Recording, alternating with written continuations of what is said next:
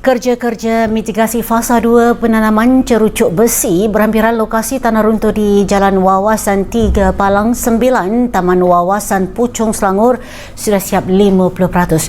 Baik, untuk perincian lanjut kita berlintas langsung dengan wartawan Syairah Bakhtiar. Silakan Syairah.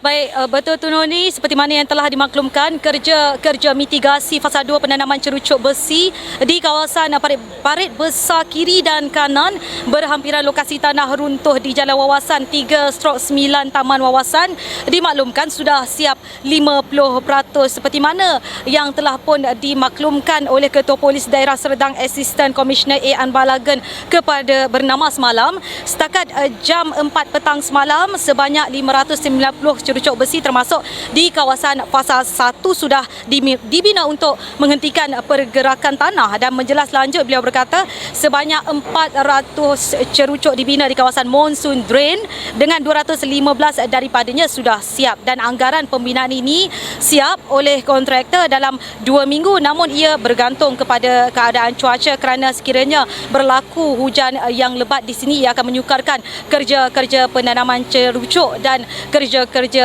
selanjutnya di kawasan ini berikutan keadaan tanah dan sebagainya.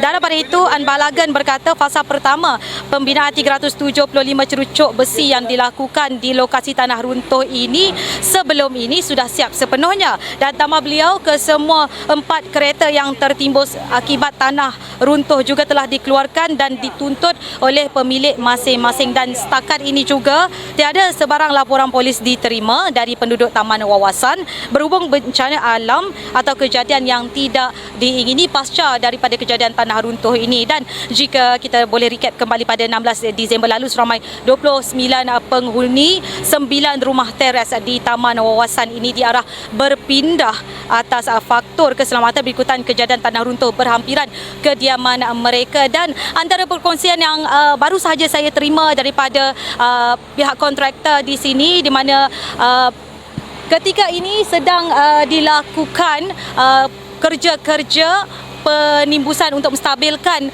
kawasan di hadapan rumah yang terjejas, di mana sebentar tadi terdapat lori dengan muatan batu-batu menimbuskan kawasan yang lopong ataupun kosong tanahnya di hadapan rumah-rumah yang terjejas. Selain daripada itu, saya juga dimaklumkan oleh salah seorang penduduk di kawasan ini bahawa masih lagi ada sekitar 9 rumah, pada asalnya memang 9 rumah yang terjejas dalam kejadian tanah runtuh ini, dan kesemua penghuni tidak lagi menghuni rumah mereka, dan mereka masih lagi menumpang di kawasan-kawasan sekitaran, termasuk menumpang bersama saudara mara. Dan saya juga difahamkan penduduk hanya datang untuk mengambil barang keperluan untuk persekolahan dan pekerjaan mereka. Dan antara lain, saya juga dimaklumkan oleh pihak kontraktor setelah kerja fasa 2 siap sepenuhnya,